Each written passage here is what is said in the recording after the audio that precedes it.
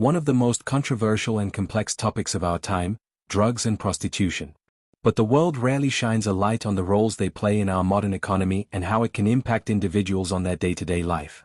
These industries, often operating in the shadows, are not just criminal enterprises, they are deeply intertwined with politics, culture, and even the environment. Through historical parallels and contemporary data, we will uncover how these systems persist, thrive, and reveal uncomfortable truths about our society. Welcome to Impact Journal, where we draw parallels between current events and historical pasts. The global drug trade is a behemoth, estimated to be worth over $300 billion annually, rivaling the GDP of entire nations.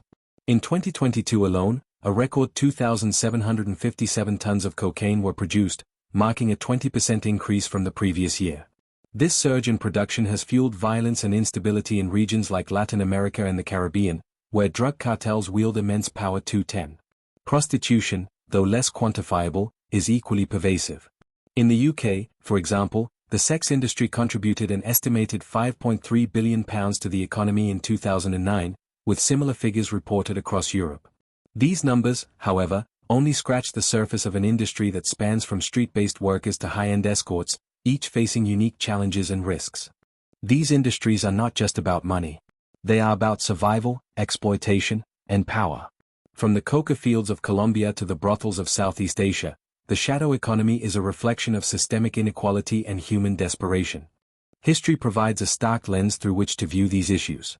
During the 19th century, the opium trade fueled colonial empires, with Britain exporting opium to China in exchange for tea and silk. This trade not only enriched empires but also devastated communities, leading to widespread addiction and social collapse. Fast forward to the 20th century, and we see similar patterns. The prohibition of alcohol in the United States during the 1920s gave rise to organized crime, with figures like Al Capone amassing fortunes through bootlegging. Today, the prohibition of drugs and sex work has created a similar dynamic, with criminal networks profiting from the illegality of these activities. These historical parallels reveal a recurring theme: prohibition often exacerbates the very problems it seeks to solve. By driving these industries underground, we create fertile ground for exploitation, violence, and environmental degradation. The environmental impact of the drug trade is staggering. In the Golden Triangle of Southeast Asia, drug production is linked to deforestation, chemical contamination, and the destruction of natural ecosystems. These activities not only harm the environment but also displace communities, forcing them into cycles of poverty and exploitation. The human cost is equally devastating. In 2022, an estimated 292 million people use drugs globally, with 64 million suffering from drug use disorders.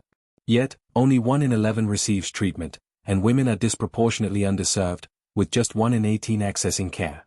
For sex workers, the risks are even more acute. Studies show that 35% of sex workers globally have used illicit drugs, often as a coping mechanism for the violence and stigma they face. In many cases, drug use and sex work are intertwined, creating a cycle of vulnerability and exploitation. These are not abstract statistics. They represent real people, farmers, workers, and families, whose lives are shaped by the shadow economy. Their stories are a testament to the systemic failures that allow these industries to thrive. Organized crime networks are the architects of the shadow economy. In the Golden Triangle, drug traffickers have diversified into wildlife trafficking, financial fraud, and illegal resource extraction, creating a web of illicit activities that destabilize entire regions. Yet, policy responses have often been counterproductive. The criminalization of sex work and drug use has driven these industries further underground, making them more dangerous for those involved.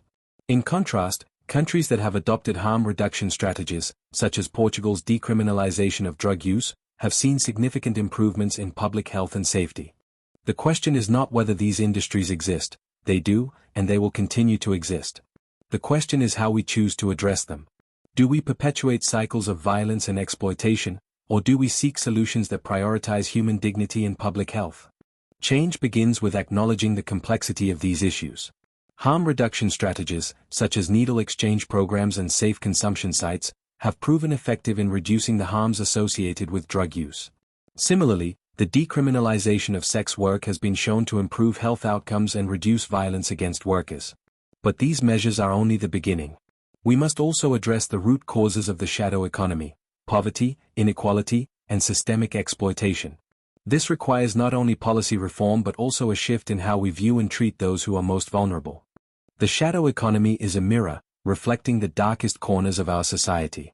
By confronting these issues with compassion and evidence-based solutions, we can create a world where no one is forced to live in the shadows. Thank you for joining me on this journey into the shadow economy. If this video resonated with you, please like, share, and subscribe for more thought-provoking content. Together, we can shine a light on the issues that shape our world.